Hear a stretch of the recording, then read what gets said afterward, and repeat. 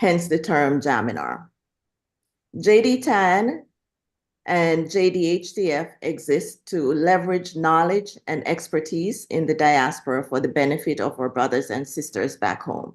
Those of you who do not know what the letters the abbreviation JDTAN and JDHTF are for, let me just explain. JDTAN is Jamaica Diaspora Task Force Action Network, and JDHTF is one of the task forces under JDTAN.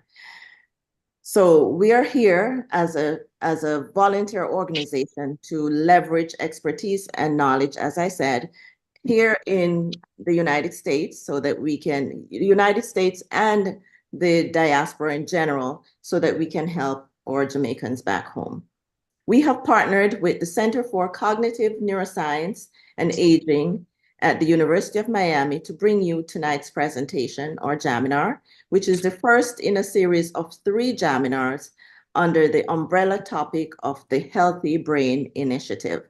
Specifically, tonight's topic of this discussion is understanding healthy aging.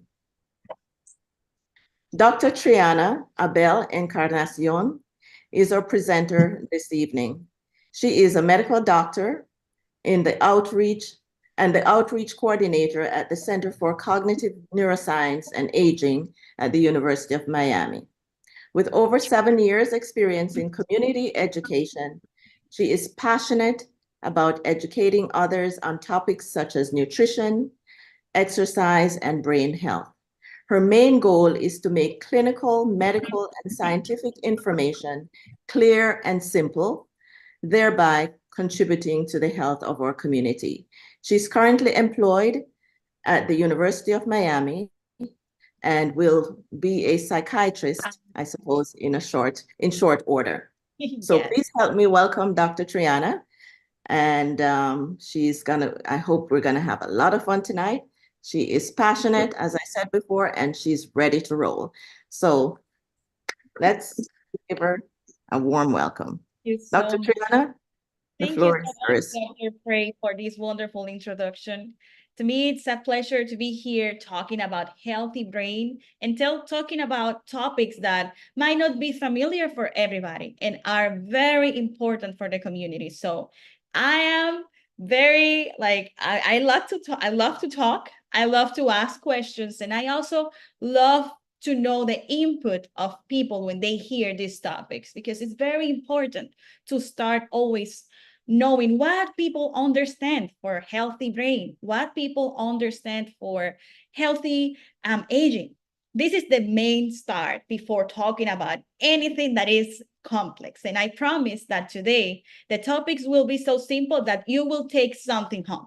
Or you're at home, most of you, right? So you're going to keep it at home. And on our next Jaminar series, we will be talking about in depth about these topics too. So it's going to be, we will repeat a few things, and it's not going to be too deep, but I promise it's going to be fun and we will learn so much. Feel free to ask your questions throughout the chat.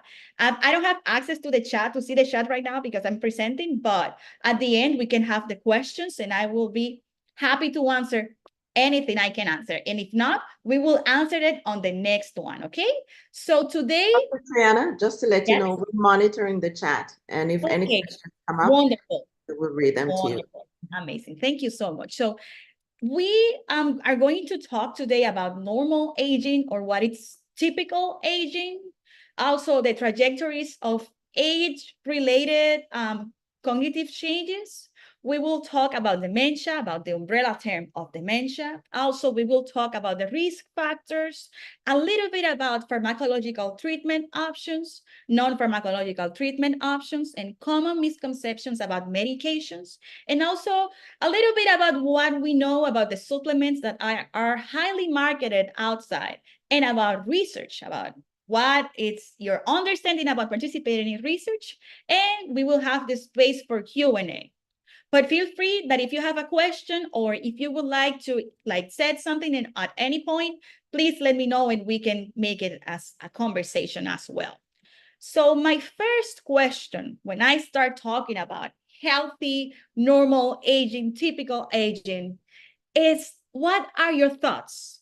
What do you think should be normal when you age, when you are 80, when you are 90, hopefully? What are the normal things that we should expect in contrast of what would be normal?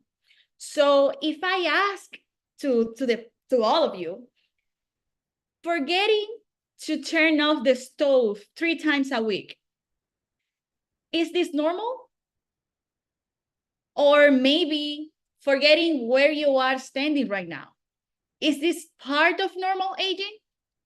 Is this something that should happen when you are 70 or when you are right after you reach 65 and you are retired? Are these things part of the typical changes or not really? Okay, someone in the chat says that it's normal. And what if I ask, maybe doing it once in a month, is that normal? Doing it once in a month, maybe, okay, you forgot that you put your keys on a drawer, or you forgot to keep an appointment that you have with your doctor, right? These things are normal.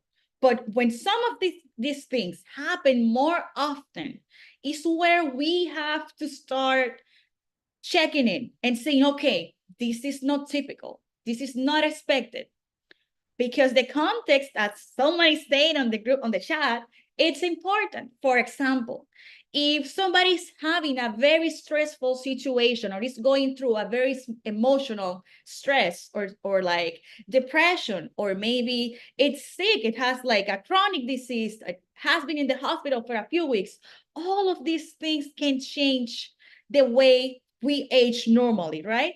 And these things can also maybe have us on stages of having similar symptoms of memory loss or similar symptoms of cognitive decline, but these can be temporary. So that's what I'm bringing now, a very, very good table that I love to show, because this table shows us the difference between what is typical for aging and what is a possible sign of dementia or a possible sign of cognitive decline, that it's something we have to take into consideration. So let's go first talking a little bit about what's typical, what we should expect, what should be the normal, right? So maybe finding it difficult to complete a task when you occasionally need a reminder of the settings of the microwave, or the settings for a new tool you just bought in the store, this is normal. Like I myself, I forget many things about appliances at home, and I have to go back and read it, or go back but I go back and I'm able to finish the task or to complete it.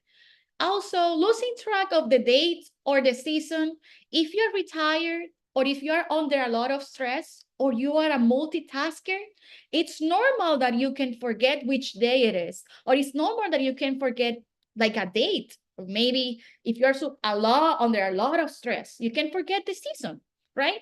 But if this is common, frequent, it's something that we have to check. Also, in memory loss, going back to being under stress, going back to being under like emotional things going on, or maybe very busy. You can forget an appointment.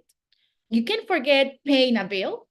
You can forget doing things, and then you can go back later to them, right? But the key point here is that you are able to recognize that forgetfulness happened, and that you can go back to your task and complete it or remember. So also having trouble following or joining a conversation. Sometimes if you are on a conversation, you can space out and you can forget what's the train of thoughts of what people are talking. You know, you go imagining something that you have to do, or maybe, oh my God, I have a headache. Let me just think about another thing. And you can space out, and it is normal. You go back to the conversation. But also, you can put things on in unusual places. Maybe sometimes you left the keys in the bathroom. I mean, on the bathroom, or you might leave things on another place, and you say, okay, but this doesn't belong here. Then you just put it where it belongs. And also, you can, putting maybe, misplacing things from time to time. but also in poor judgment and decision making. Um, you can make a bad decision once in a while, but you can learn from it. For example, changing the payments settings for a bill. If you had it on auto pay and for some reason you forgot to have it on auto pay or you forgot to pay a month, that can happen. It's a bad decision, but you are able to learn from it, recover from it, and then not make the mistakes. But also you can make an occasional error paying bills and maybe you are able to find it later. Or also you can have in terms of personal relationships and interactions, you can feel weary at home, at work, in your social obligations, and also in terms of your mood and personality changes. Because we are as human beings, we are not like a line, like a very line without fluctuations. No, we experience emotions and we have situations. So we, can have differences and difficulties when we have a routine and we follow a routine, or we expect things to go on a way that are our normal. When things don't happen that way, we can be irritated. We can have, feel that way for a few days and then go back to normal. But now, when we talk about the possible signs of cognitive decline or possible signs of dementia, these things I mentioned are a little bit different. In terms of talking about finding it difficulty to complete a task, if you have cognitive decline and important, maybe memory loss or dementia, you can have trouble finding familiar locations. You can have trouble remembering the rules of your game that you play every time. Also, you can have trouble confusing how the time passed, like the relationship between two events, or you can forget where you got to a place you go that is familiar to you, like driving home, and you are completely lost one day while driving home, something that you do every day. Also, you can have troubles. You can forget recently learned information, forgetting dates and important events like your own wedding, like the birthday of a sibling or your parents. Also, you can ask the same information repeatedly, or people can say, "Oh, but you repeat yourself too much, or you repeat yourself too often, more than usual." This also can be a sign. And also the increased needs for reminder aids, because you can forget one thing here and there, but then when you feel that you need plenty of reminders, like 3 types of different reminders to being able to do something, this might be a sign of cognitive decline. And also you can have you can stop in the middle of a conversation and be unable to continue or repeat the same information, or having problems finding the right word to say. Sometimes people can find themselves going through the alphabet or trying to name an object and they don't know the right word for that object. This can be also an important sign. And losing things, being able to find them, being able to like put things in place, and accusing others of stealing, or like tossing things out and putting them on the trash. And also giving large amounts of money to telemarketers, so being like victims of scam easily, having less attention to grooming and personal hygiene, changes in abilities to develop or follow a plan or work with numbers, and trouble following a familiar recipe or keeping track of monthly bills. And some people, because they have these problems, they tend to self-isolate from themselves, from their normal self. And this includes their hobbies, their activities, and family. They start to isolate more and more and more. And then they can become confused, suspicious, depressed, anxious, and easily upset. This is part of the umbrella term of dementia. And now here I have the trajectories of age-related cognitive change. And I want to show you all this graph. Okay, so it's supposed to people that age and that they have a healthy brain, that everything goes well with them. They might fall in 2 categories. They can either be the ones that are here on the orange line, the better than average, the ones that go through their years of life having like a stable cognition and staying the same with a sharp brain. But also some people, the ones that are here on the ones that belong to the gray line, they can have a little bit less of cognition or a little bit of cognitive decline, but it's not as bad that interferes with their lives. Like a little bit of forgetfulness, a little bit of maybe troubles with judgment or thinking, but not as much that is like for them hard to function on their day-by-day activities. So they fall here, right? It's still normal. But now I have another line, and it's this one. This is the blue line, and it's the mild cognitive impairment. And I'm gonna ask a question to the group right now. You can feel free to reply talking on the presentation, or you can write on the group chat. Does anyone knows what mild cognitive impairment means? Or have you ever heard the term MCI? We know it as MCI or mild cognitive impairment.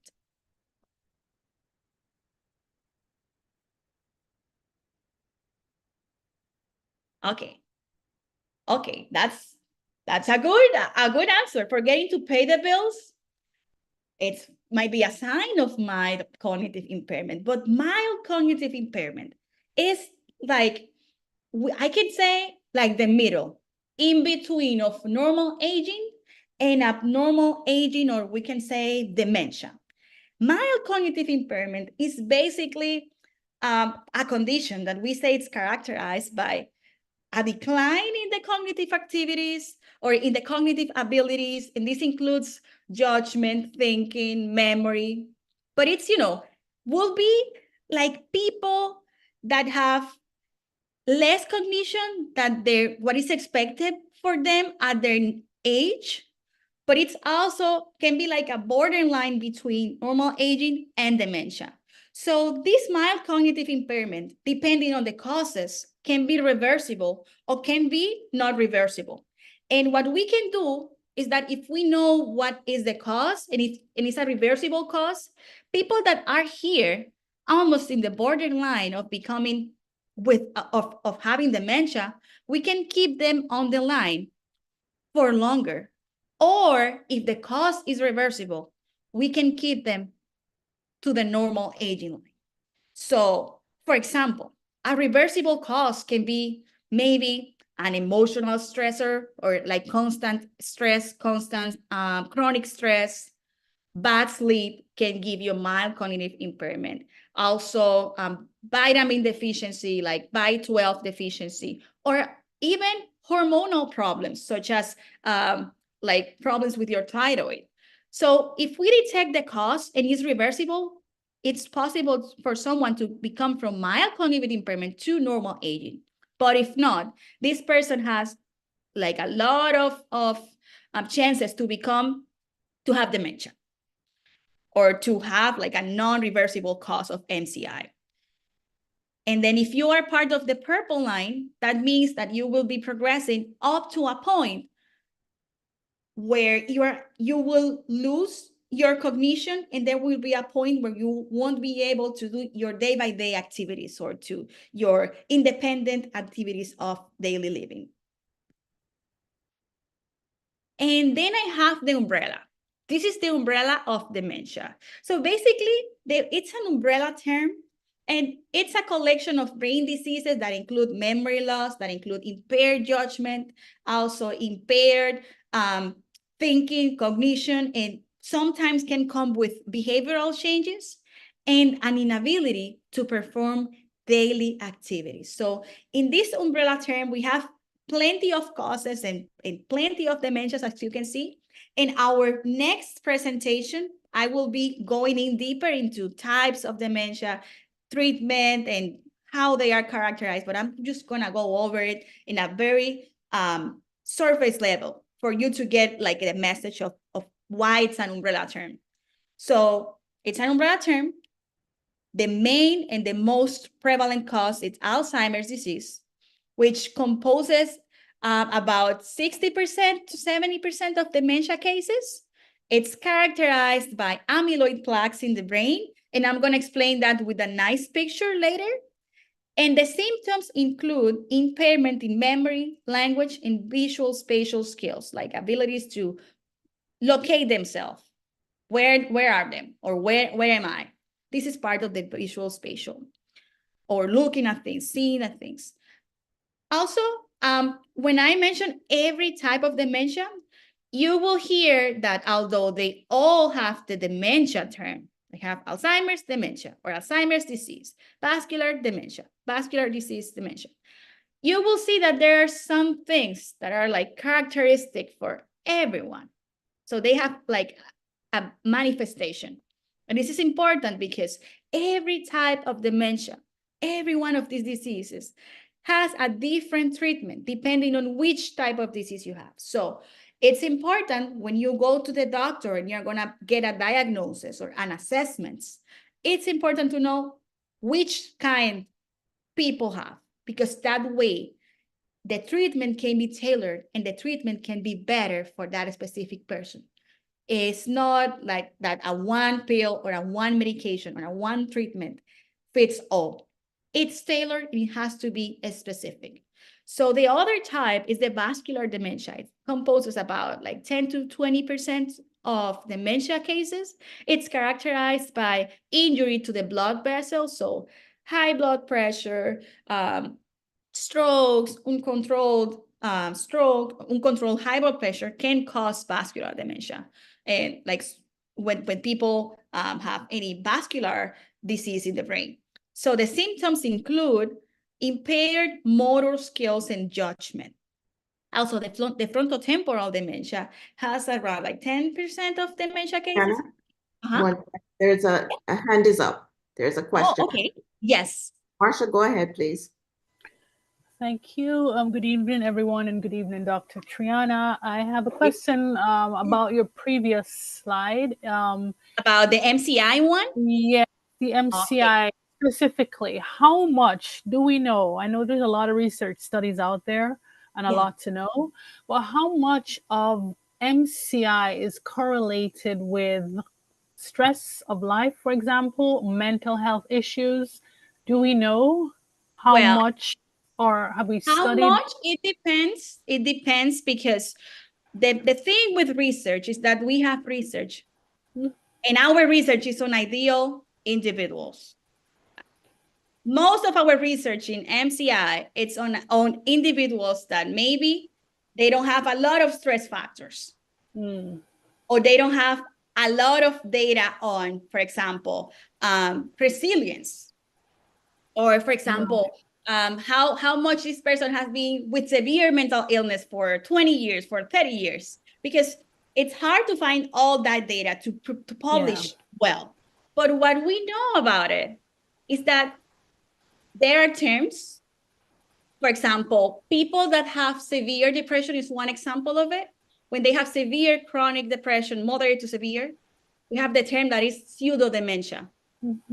So once the underlying factor is treated, the person goes back to their normal cognition level. And it's something that to me, when I've seen that in patients, to me, it's like shocking. Because if you see that person on like when the cause is not treated, you will think that person has dementia. And once the depression or the anxiety or the stressors are regulated, they go back to normal. They go back to being independent. They go back to be like in social settings, doing the normal thing. Even it's better than their baseline. And that is surprising. That is surprising. And that means that so you're saying that we don't really have good control groups. So there aren't enough. Yes. Okay. So although we do, but it's not enough. So that's why I'm going to talk about that later.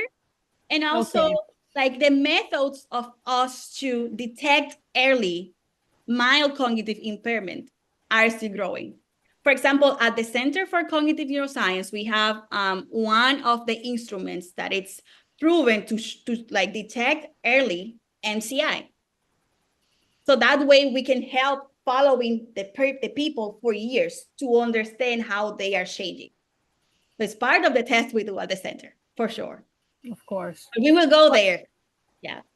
But those, I'm sorry I'm taking up so much time. I know that this is such a fascinating topic. Yeah, we have to talk about this. Those people tend to be self-selecting anyway. So they would, so then how much can we then say that represents what we would consider the normal population of people who are aging? So how generalizable is that, since most of these people select themselves into the studies, or they are part of a special group, there isn't a large control group? So because obviously if stressors are modifiable, then we can do a lot for aging and healthy aging. If we can modify stress. Obviously mental health is a different beast altogether, but modifiable stress and daily stress of life, if those things can be taken care of, or at least managed, then we can really age better. We can as a age society. Better. That's for sure. And a lot of people don't know that there are reversible causes of mild cognitive impairment. So sometimes you can have someone that goes to the memory disorders clinic, which I see almost 3 times a week. People go thinking they have problems that are severe with their memory. And once the cause is treated, that is reversible, and they go back to normal, most of the times they don't believe that they are back to normal. They say, no, I might have something. They want to know. A lot of people want to hear a bad thing. But the reality is we have to understand that the reversible causes, which are the vast majority, are reversible. And once you fix it, you go back. Yeah. But it's also important to be checked every time, like yearly, at least yearly. Because what if the cause is not reversible? And there is an underlying cause below, maybe genetic factor, or like you have a amyloid PET scan that is positive, and things that can, make you more prone to dementia. So we have to also check that. And that is why the memory check and the memory comprehensive first evaluation, it's a lot. And people feel like it's like, oh my God, it's like 3 hours. Yeah, because we have to ask everything. But it's part of it. Okay, thank you very much. Thank you so much. Thank you, Marsha. Going back to the frontotemporal dementia, this is about 10% of dementia cases. It's characterized by deterioration of the frontal and temporal lobes in the brain, and it's more characterized by having personality changes and issues with language. And if you see, this is different than the vascular, and this is different than the Alzheimer's disease. And then when we see the Lewy body dementia, this one is different. This is composes 5% of dementia cases. It's characterized by Lewy body protein deposits in the nerve cells. And the symptoms include hallucinations, disoriented sleep, impaired thinking, and motor skills. And this is different as the others. So they are all like the fingers of the hand. They are different. But although they share the changes in memory, thinking, judgment, but the progression of each one is going to be different. And the presentation as well. So we have other dementias that are about 5% of dementia cases, and these are caused or related by other diseases. Could be Parkinson's disease, Huntington's disease, HIV. Here we have the Creutzfeldt-Jakob disease, Korsakoff syndrome, and also even like it can be caused by low levels of thyroid or hormones too. There are plenty of causes of dementia. So we have here the risk factors.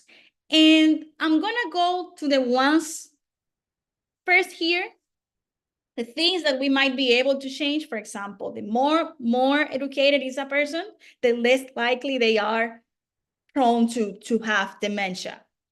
And also in the midlife, when people control alcohol, when people prevent head injury, when people keep a healthy weight and keep a healthy nutrition diet, and they prevent and treat hearing loss, and when they manage their blood pressure, it's less likely that they can have dementia.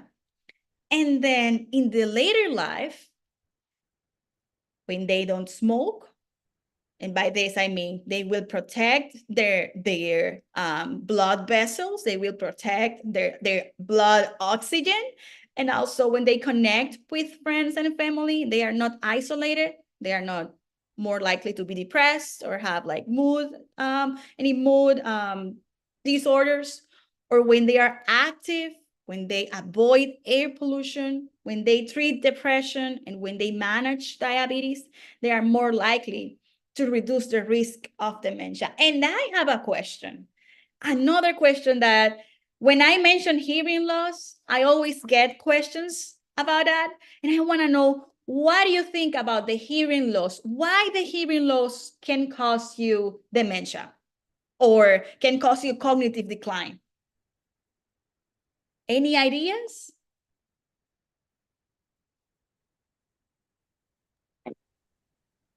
Not activating the brain, the part of that brain.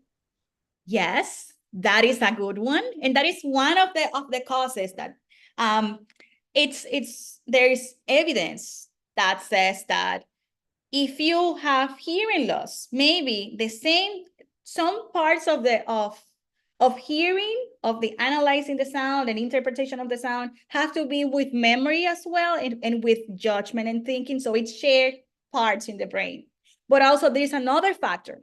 When people hear less, they are more prone to be isolated because they can't hear, they can't follow the conversations, and also these stimulates them less. So also another one is that some literature says that there is like a shared pathological mechanism between hearing loss and the inflammation that it causes in the brain. And that's a good question, the vision one. And like I was saying that it causes inflammation in the brain in the same areas that have to do with memory. So also it's like a shared mechanism. And another one is that it can change the brain structure depending on the etiology of that hearing loss. And also this can affect your brain health. And with the vision, it's a little bit different because you are more, I would say, more stimulated. Well, you learn through your vision, but you are more stimulated when you hear and you process that what you listen, and you remember what you listen, and you talk about it. So with vision, what happens is in some parts of Alzheimer's, when it's like severe, it can affect the occipital lobe. It can atrophy the brain, like the lobe that it's in charge of processing the vision. So people may have vision loss. And it's part of one of the latest stages of Alzheimer's. So I have here two like very simple slide. What is Alzheimer's in particular? So it's an irreversible progressive brain disease that slowly destroys the brain cells that control memory, thinking, language, and judgment. And we have two types. We have the early onset, which happens earlier than 60 years old, and it's about 10% of the cases. And we have the late onset, which is later, after 65. And it's about 90% of the cases. So the vast majority can happen after 65. And Alzheimer's disease is not a normal part of aging. Once something is irreversible, this is not normal aging, right? So we have some stages. We can say that people might start on cognitive impairment, on mild cognitive impairment. And please, I want everybody to ignore the dates of the duration, because every condition, it's different depending on the person. So with neurodegenerative diseases, we cannot say, oh, this stage is going to last 7 years for you, because every person can have a manifestation completely different. People can last more than 7 years on mild cognitive impairment. They can stay like that until their last day. Or people can progress faster from mild cognitive impairment to mild Alzheimer's and moderate and then severe. So what matters here is that the symptoms are gonna be progressing. And as you can see in the picture, it starts in the medial temporal lobe with slight short-term memory loss, and it goes and spreads to the parietal lobe, to the temporal lobe, then the frontal lobe, and then it goes to the occipital. And then, as I was saying, with the vision question that Carlina asked, at the end, you can start with maybe hearing loss, memory loss, and then you can start with visual problems because of the brain atrophy and the progression of the disease. So I have here an image about what are the warning signs. Well, the warning signs are very important. Can be memory loss that affects day-by-day abilities. This person, it has like a lot of post-its here. Can be difficulty performing familiar tasks. Can be problems with language. The lady's holding a cat and she's asking herself, is this a cat or a dog? But she's clearly holding, I think it's a cat, right? So she's confused. Here we have someone that is also confused and is disoriented. He's disoriented in how to get home, how to get back to his place that he's familiar with. Here we have someone that she has impaired judgment. And why? Well, it's snowing outside. She's wearing clothes that are not appropriate. Where are the boots? Where are the gloves? Where is the jacket or the coat, right? And then here we have someone having troubles with calculations. He's having problems with abstract thinking. And then she's putting a dress inside the fridge, right? We learned in the first or the second slide that this is not part of the normal, typical age-related changes. Like this is a little bit out of different. And here we have someone that is having changes in mood and changes in behavior that it's different to his baseline self or his usual self. And then someone that is changing in her personality, behaving out of character, or being confused, suspicious of people that are friendly and that are part of her maybe safe space. And here we have someone that is losing the initiative to do the things he used to do, like socializing, calling their friends, and also playing, for example, tennis or his hobbies that he's usually doing. So here we have some facts and figures of what we know about prevalence. And we have that more than 6 million Americans are living with Alzheimer's. And then we have here that 1 in 3 senior dies with Alzheimer or another dementia. And it kills more than breast cancer and prostate cancer combined. And in the lifetime risk for Alzheimer's at age of 45, it's 1 in 5 for women and 1 in 10 for men. So between 2000 and 2019, deaths for heart disease decreased, but then deaths from Alzheimer's have increased. And look at this number, over 145%. And also in 2023, Alzheimer's and other dementias will cost the nation like $345 billion. And by 2050, the cost will rise like about 1 trillion. So while only 4 in 10 Americans talk to their doctor right away when experiencing early memory and cognitive loss, only 7 to 10 will want to know if they have Alzheimer's disease, if they would allow for early treatment. So there are a lot of barriers we have in terms of care. And I always ask everybody, when you go to the doctor, they ask you about your memory, even if you don't, when you go to your primary care physician, it's part of the screeners that they ask you about your memory? Is it something common for you or not really? No, it's not. And even if you say, oh, I think I have memory problems, like, have you ever had more questions after that? No. No. The reason it's because there is a lot of misconceptions and a lot of not knowing the right resources that we have. But doctor, would we remember if we have memory issues? Would we know? Oh, If it's normal. Yeah, but you know, if some people are over 65, over 70, they should have these memory screeners run to know. Or if they have memory complaints, they should be referred. And most providers should know where to refer these people. But sometimes they don't know well.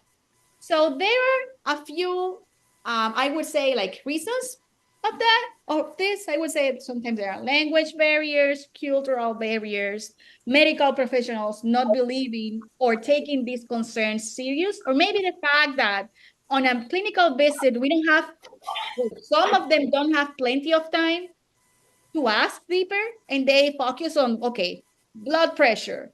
Okay, let me focus on what else? Maybe a stroke or another problem in the body, but not about memory. And then the delayed diagnosis or inadequate in the delayed diagnosis and inadequate treatment for dementia. So the more a person waits to get a correct assessment, the worse outcome we have to expect, because they have to be treated and followed for years for us to give the best treatment for them. Yes. And also, yes. Yes, as Dr. Frey says in the chat, because of fragmentation of care, PCPs don't ask those questions, but also some of them don't know where to refer. Okay, go to the neurologist. And then maybe it's a psych problem or it's a geriatrician that can treat it, but the patient is waiting forever to get the correct assessment. And in that waiting time, 3 years pass. And then that's valuable time that we can use to keep that person maybe on the mild cognitive impairment stage, or maybe taking them back to normal aging, right? And also some people say that memory loss is usual.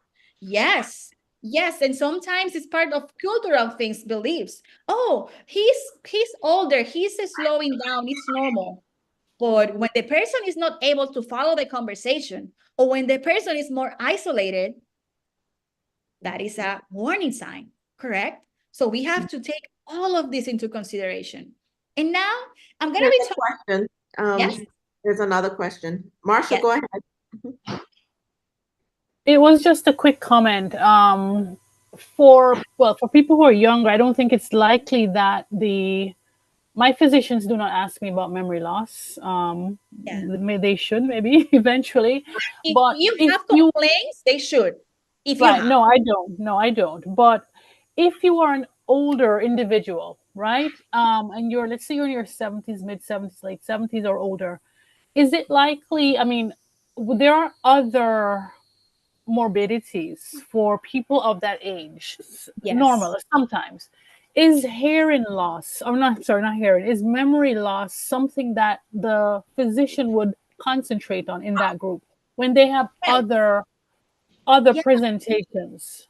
yeah, it's a very valid question. And I would say it takes 1 minute, 5 or less than 5 minutes to ask, please remember 3 words and I will repeat them for you. That's a like an immediate recall, in delayed recall test, for example. When people can, you can tell. And it's a way that you can ask in a minute, 3 minutes, what is happening with your memory. But the thing is that, as in the comment, I think Carlin said, most people say that memory loss is the usual, or they accept it as part of age-related cognitive complaints. And where someone has when someone has like I would say early dementia or a very advanced part of the disease, they don't go by themselves. Who takes them to the doctor? It's usually the caregiver. At that point, they don't go alone. So most of the times, what I see is that the most concerned people are in the younger side And then when people are a little bit older, they are oftentimes taken care by a caregiver. Yes. And also, like, if you have memory loss and you are younger, can be a myriad of things. But basically, it's secondary to a vascular event, secondary to a prolonged grief event sometimes, or like very, very long times of like emotional stress. And yeah, and also another thing I wanted to add to that, to the comment, is that people, when they go to the first time to a memory the evaluation, for example, they expect to get like a diagnosis right away. And sometimes it takes more than a visit for us to tell what they have or what to do. And I think that is one of the challenges we have as well. The fact that we have primary care providers that might be maybe not knowing a lot of what to do with them when they come with the complaints or where to refer, and then that it might take longer, and maybe imaging, further follow-up. Would it be fair to say that a physician may do such an assessment without using the trigger word? And the trigger word would be memory loss? Well, sometimes they only ask patients say me that they ask me to remember three names or 3 words, and then I'm not able to remember all of them, but then I can. And I've heard that sometimes when they get 1 or 2 wrong, they don't even get like further, further assessment or further referrals. Others do. When they hear that they have a very important impairment, so they are referred right away. And those are the ones that we get the most in the clinic, in the memory disorders clinic. So now I'm going to be talking about the pharmacological treatment options, and I divided this into 2. I'm not going to go too deep because it's a little bit complex for today's presentation in Geminar, but I'm going to be very simple. So we have 2 ways of treating dementia and Alzheimer's. Yeah.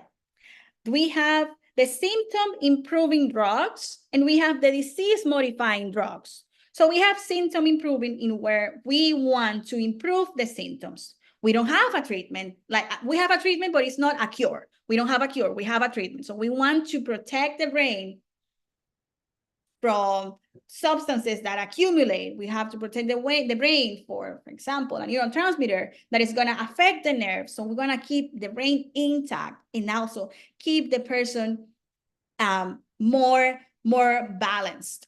So we use donepezil, ribastigmine, galantamine, and memantine. So the first 3 work mainly by increasing neurotransmitters, the acetylcholine. But then the last one, memantine, which is something that people mention a lot. This one protects the brain from excessive levels of glutamate. So the side effects of these medications in general are headaches and nausea and other side effects. And we have others that are the disease modifying drugs, and these are the new ones.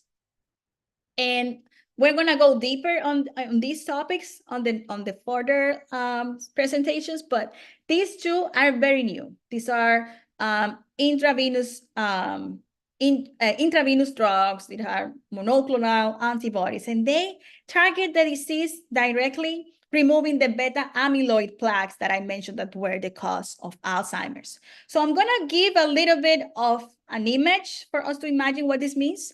But basically, they target the plaques, and then it shows to help to improve the cognition and to prevent the decline in early stages of Alzheimer's. So this aducanumab and the lecanemab, these 2 are approved by the FDA. Yes. Yes, for example, memantine is Namenda, lecanemab is Leqembi, and so on. Yes. Yes, we will talk about that, Carlene. Yes. And the side effects of the of these disease-modifying drugs are headaches, infusion reactions, and amyloid-related changes in the imaging. And another thing about this is that with these newer medications, these are mostly now for clinical trials, only approved by the FDA on early stages of Alzheimer's. If you have moderate to severe Alzheimer's, you cannot be part of these trials currently. So I don't know if that will change in the future. So this picture about the city and the roads is for me to explain a little bit more about the beta amyloid plaques. So when we say amyloid, we can imagine this very, very easily. We have a city with roads. So the city would be the brain. The roads, let's say, are our nerves, our brain cells, and we have cars. So let's pretend that in the city, for some reason, the transportation system is not working. So if there is no transportation system working, and then there is no people to clean the city, to move the city, to circulate, it's going to accumulate in the roads. So let's say that the beta amyloid could be cars that are stuck in the middle of the roads and they start to accumulate. What's going to happen? What's going to happen in the future is that these plaques are going to prevent the nerves from functioning. It's going to completely block the city and there won't be circulation and like happy functioning in the city. So basically, this is what happens with the beta amyloid accumulation. When they accumulate, there is no way for us, for our bodies to release or like organize the functioning of the roads. So it's going to be like that. And there are a lot of hypotheses about the beta amyloid accumulation. And some people are prone genetically to accumulate the amyloid. So it's a risk factor of Alzheimer's. We have seen people that have beta amyloid positive and they don't have cognitive decline. So it's a correlation, but it can be a risk factor for some people, depending on the other environmental factors that alter an individual. And now we have non-pharmacological treatment options, which are sleeping, feeling calmer, happier, doing daily activities, adjusting light, listening to music, looking at photos, talking about past life events, games, puzzles, cognitive stimulation, being physically active, brain exercises, avoiding social isolation. And all of this helps tremendously with the treatment of dementia. And here I have some misconceptions that people have. The first one is the cure expectation. We don't have a cure yet. So the current medications only manage symptoms and they don't cure dementia. We have expectations of immediate effects. This doesn't happen. They take time. The effects of the medications can be subtle and they can take time to notice. And also some people believe that it can be uniform. As I said, we don't have a general pill that can, fix everything. We have to make sure we give a tailored treatment depending on the person that needs it. And also, there is no way we can stop the progression. We can slow down the symptoms. We can slow the progression, but we cannot stop completely the progression of the disease. And also, over-reliance on medication. The non-pharmacological interventions that I mentioned in the previous slide are as important. And we need to give supportive care, cognitive therapies, stimulation to the patient because they need it. And also the safety and the side effects. Well, people sometimes will underestimate the potential side effects. And it's very important to see that those side effects we have to check them. For example, if someone has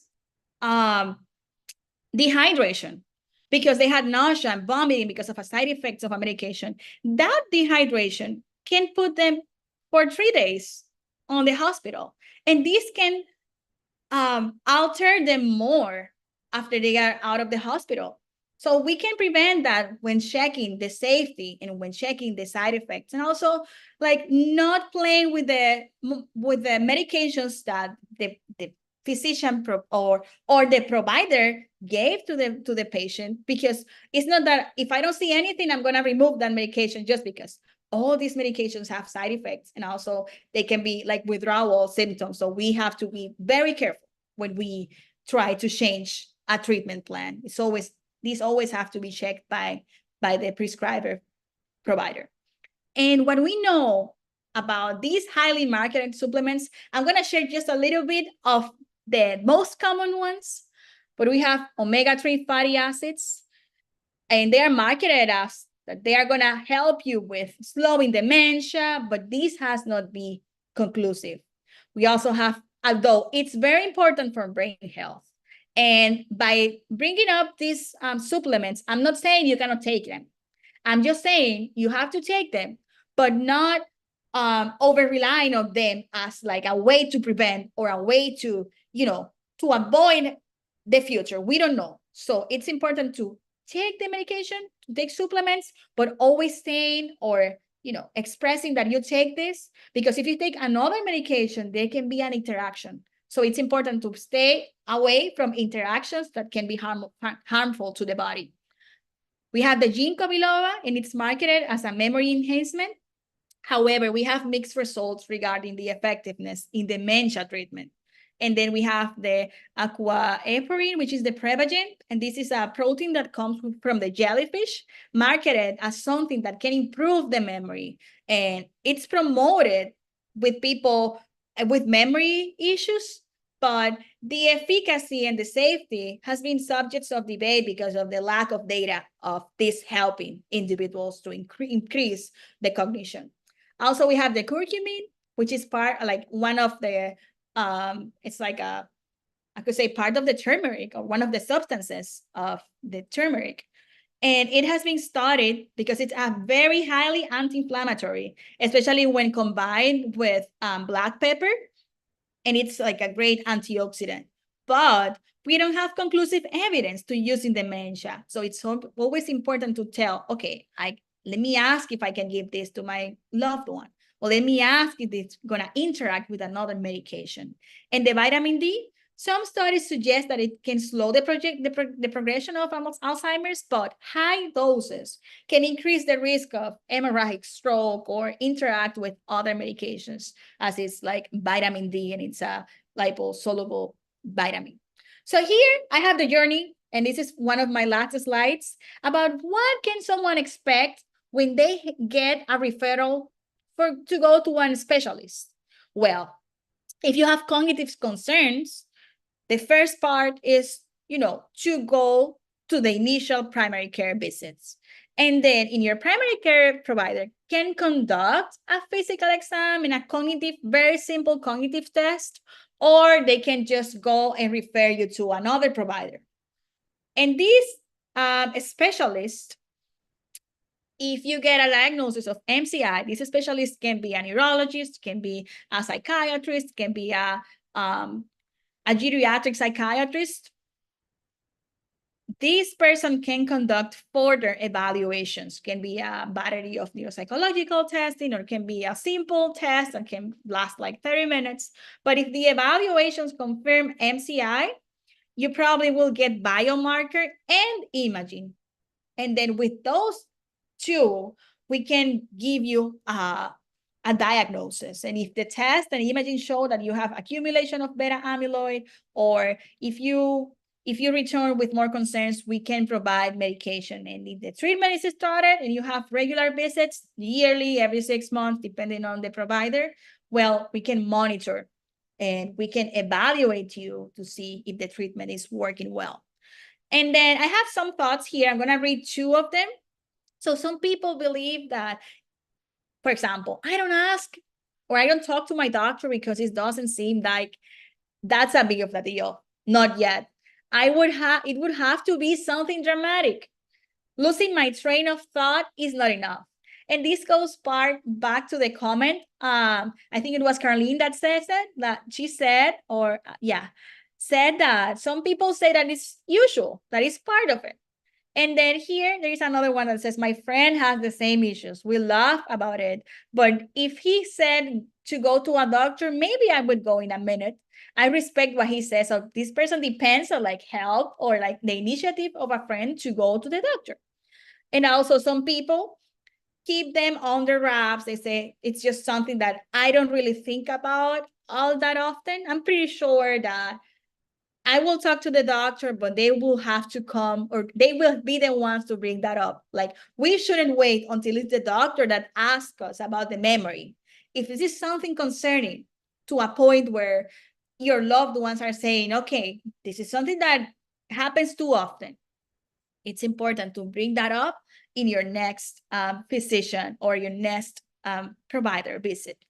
And also, it's a matter of, is there's enough to do about these things like eating healthy, working out? I can try everything else first, and then I can talk to somebody. Some people like to try and see by themselves, and then, you know, wait to tell that to their providers. But there is time. Time is very valuable. We shouldn't wait until the time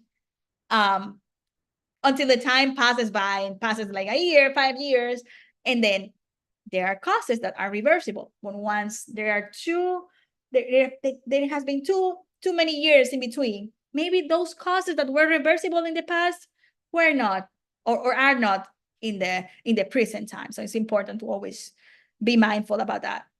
And now I'm going to be talking a little bit about research, just a little bit about um, what we do. Well, there are ways or things that are very important for us to know better.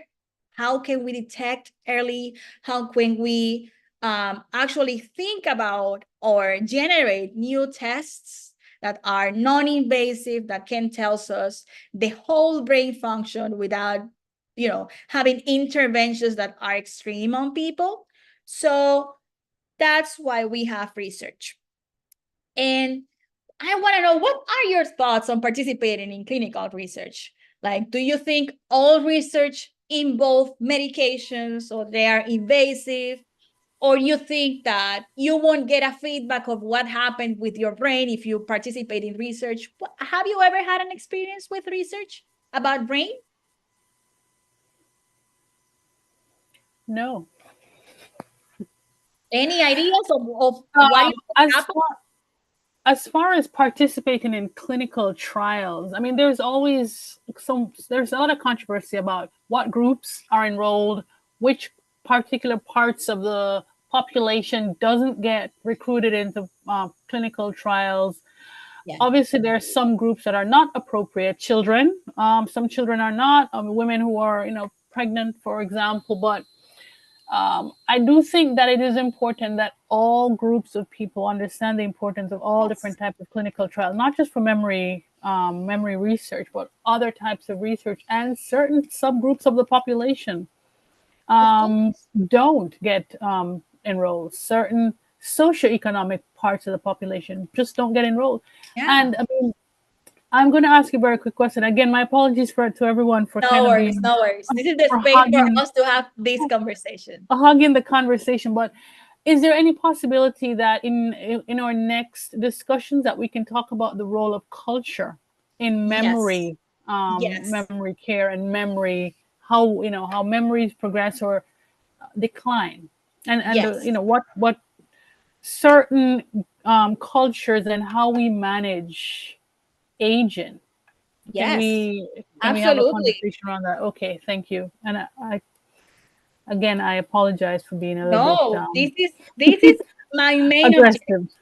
My main goal here is to listen. What are your thoughts, and how can we have these conversations better and better? Because this is important. It's not only me providing what we have done and what we do every day, but also what is your perspective? Because this is what's going to help us to keep going and going more to the community and talking about these important things. And I take those questions and I put it on the all the time on the presentation. So that's for sure. And then Thank you. As Carlene says in the chat, there is a history of research on Black people, especially clinical trials. Back then, when clinical trials were not regulated. But there is a difference between clinical research and clinical trials.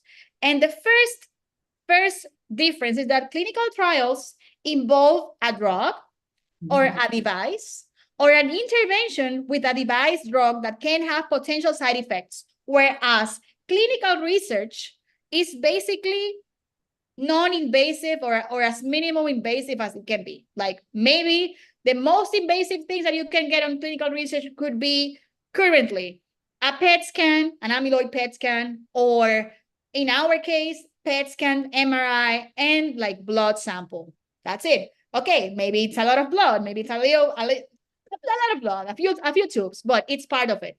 So what we do in our research at the center, and one of the projects we have, it's about deep phenotyping of African Americans, and we do blood-based biomarkers. We correlate that with MRIs or with MRIs and PET scans, and also we conduct a full neuropsychological battery.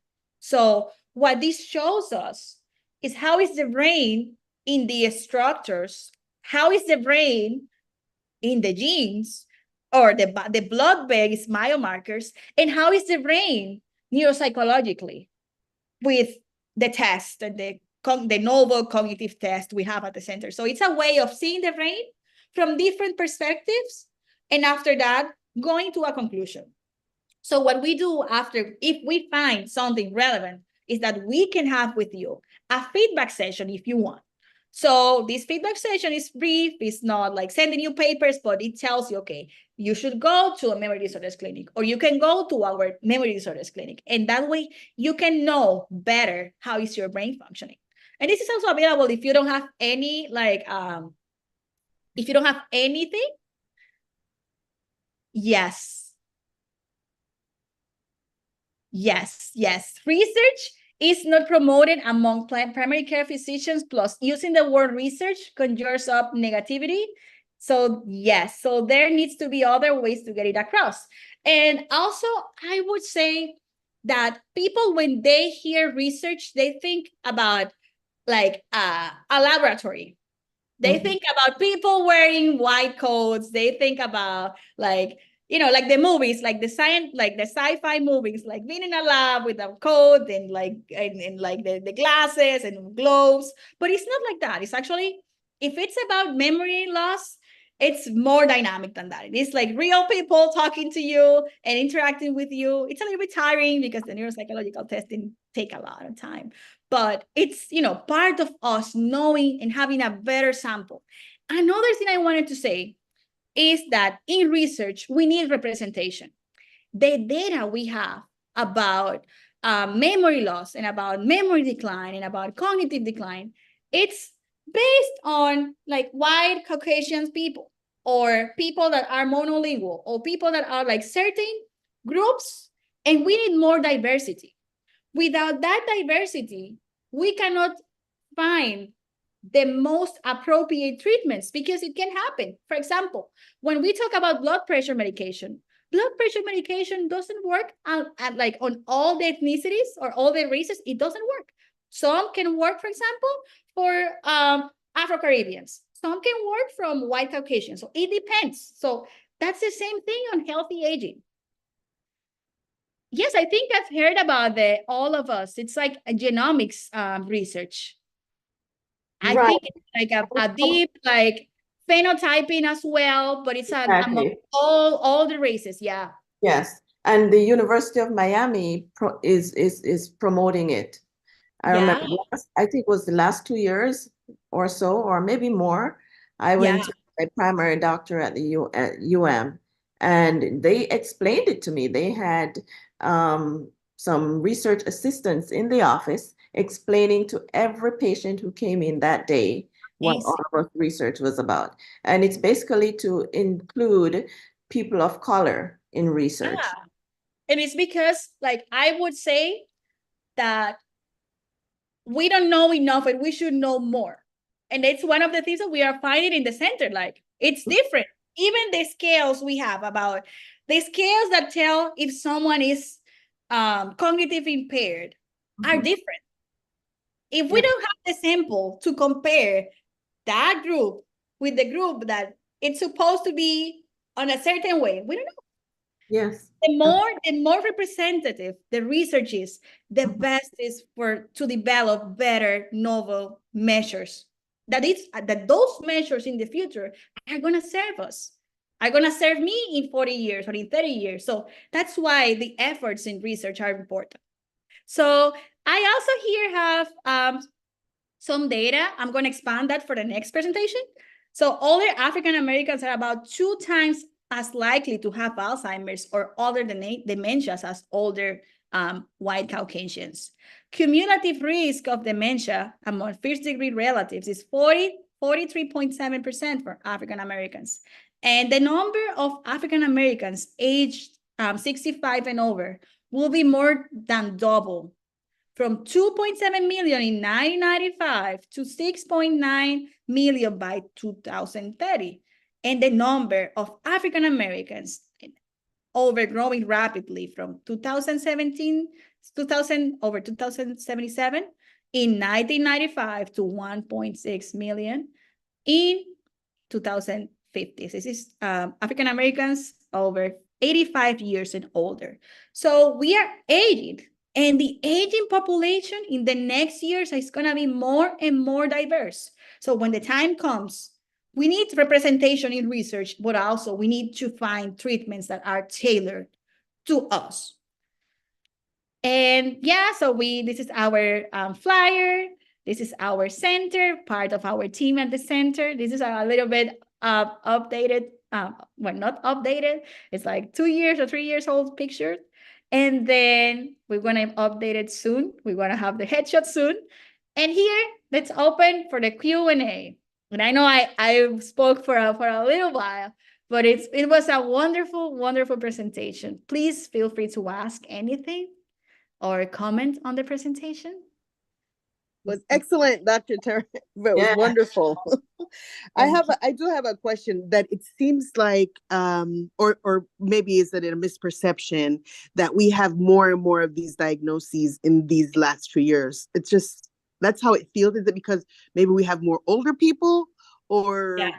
what is your perception of My, why we my seem to be seeing it? perception, and it's like, my perception might be because I'm working in a memory disorders clinic, so I see patients often.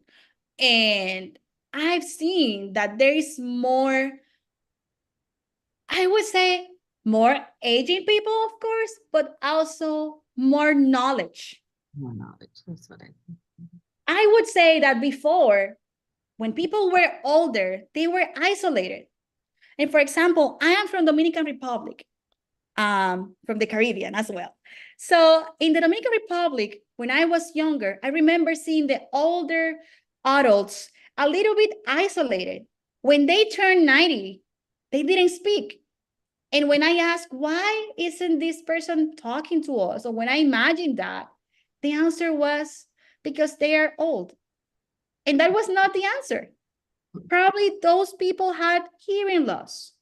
Probably they had cognitive impairment, but culturally talking or culturally speaking, there was an expectation that being isolated, talking less, participating less, being more slow, or not even able to follow the conversation was part of normal aging. And when I came to the US, or when I finished medical school and all of that, it was completely different for me to see that and learn that that was not normal. That conception that a lot of people, I would say millions of people have of aging, is not the reality. The reality is that we can stay on the line of super aging, of normal aging, without going back down to cognitive decline. But it's not the I would say the mainstream knowledge that people should have. And I think it's part of it. Now more people are aware, more people are aging and stay like as a super agers. And now there is a way for you to differentiate. as well. And to refer when you see someone that, okay, this is not normal, this is not, they have to be referred. It's more often to see that. Dr. Triana, in certain communities, aging and aging care or care for the aged isn't a priority because there are so many other more immediate problems. How would you manage that, and how does a research-based practice or research-based center, such as you'd find at University of Miami or other large universities that do a lot of research, how would you then enact, or not enact, you can't enact policies, but really try to put out there in the population that the care of people who are aging and memory care is really part of regular care. When you have people who are more concerned about eating, staying alive because they're hungry, they have food insecurity, they have chronic hypertension, they're dealing with other things, where does memory care fall on that spectrum for certain population groups? It's almost seen as the kind of care that wealthy or affluent individuals get. Yes. Other people have to deal with their diabetes and not having enough medication or hypertension. The resources, Yes. to eat healthy or to have the proper supplements they need. Yeah, and it's correct. Like sometimes, and because if it's what is expected, if you have a lot of comorbidities, you have to prioritize your comorbidities and then take care of memory. And what happens is that the resources are available, but people don't know. For example, going to a memory disorder center, it's state funded, so it's covered by Medicare. If they have Medicare or Medicaid, they can go to a memory disorders clinic. And in the States, we have like maybe 20, and down here in South Florida, there are 3. One is at at Jackson Behavioral. And people don't know that the resource exists. But also, the question should be, okay, for example, I am someone that has high blood pressure. I am someone that has diabetes, and I am someone that has memory loss. And I have food insecurity or housing insecurity. My priorities should be my safe space, my housing, and managing my chronic illnesses. And maybe if these things are secured, the memory problems are going to be stable, right? Perhaps. And those are the priorities. But also another component is the education. The importance of the resource itself, like us as a memory disorders clinic and as a center for cognition that does research, is going out to the community, going out to the primary care providers, going out and showing up in the community centers and saying, hey, we are a resource. Even if we cannot provide the solution, we are a resource that can help with information that it's important to have.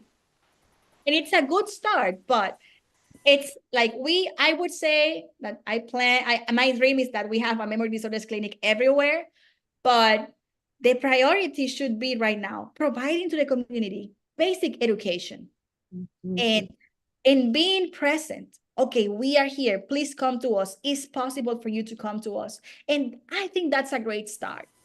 It is, absolutely. And continuously engaging with communities. Because other than that, it won't be possible. We cannot supply all the needs for everybody. That will be a dream come true. But we can do little by little. Yes. And education, staying present, being a resource, I think it's basic. If we are able to do that, we can do a lot. Because going home without something you can learn, or for example, today, this conversation can change the ideas of many of you that before you didn't maybe think about this, right? So this is a good start. And I think we can keep growing from here. Yes, we can. Yes. Well, it's almost 9:30. It's 5 minutes to 9:30, I think, or 4 minutes. Yeah. And this has been a very, very spirited conversation and discussion. And I'm sure the following presentations will be even more spirited. Yes. So thank you so much, Dr. Triana. You brought a lot of passion here. Thank you. I'm going to turn it over to Dr. Wright, who is going to thank you formally. Thank you. Thank you for having me. Dr. Triana, thank Dr. Abel. Thank You you so much for having this session for us. It was very informative and it's also very timely. Um, uh, Especially since most of us are approaching the baby boomers years, or we might have older adults who we provide care for, we're caregivers for. Um, so what I got most from this is that Alzheimer's or cognitive decline can be reversible if diagnosed early.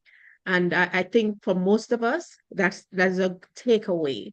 Um, and you also promise to follow up on the cultural aspect of it, because Yes.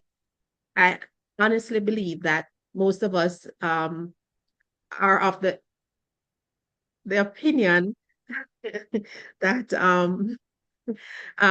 once it's in your family, then you're gonna get it, or something to that effect, or we don't recognize it or give it the importance that it deserves.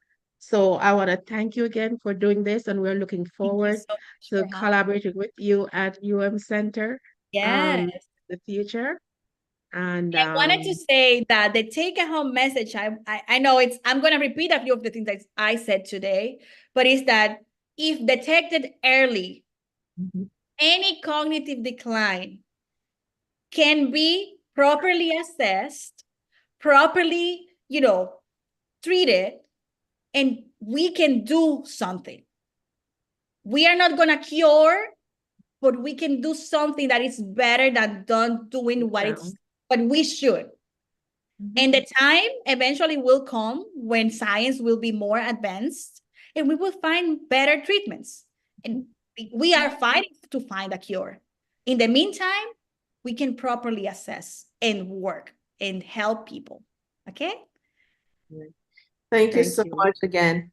And I just want to give everyone, and Angie, thank you so much for that. Yes, thank you. Thank you for thanking Dr. Triana. Now, just a teaser about the upcoming topics really in this series. We're going to have the next presentation will be on understanding mild cognitive impairment, Alzheimer's disease, and related dementias. And the third one will be practical trips. Is it trips or tips? Tips. Practical tips and community resources, and the importance of participating in research and advocacy. And I think culture could be interweaved throughout those. Yes, absolutely. Absolutely. So thank you again. And now you can add JDTAN to your list of sponsors or whatever those things were. Yeah, so but partnership, of course. Thank you so much for having me. Have a lovely rest of your night. And I'm very thankful for the opportunity. Nice meeting you all. And thank you to our audience. Thank you.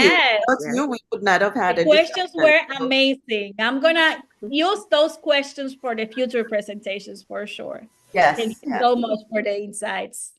And our tech team. Thank you, Dr. Triana. Yes. Thank you. Good night. Owen, are you saying something? No, I was just telling the doc, thanks for the wealth of information. Thank you. Thank you so much. Excellent. All right, guys. So we'll see you on the 1st of May. The next presentation will be on the 1st. Yes. See you on May. Bye, guys. Cheers. Good night. Bye. Thank you. Good night, everyone. Bye-bye. Thank you for your program.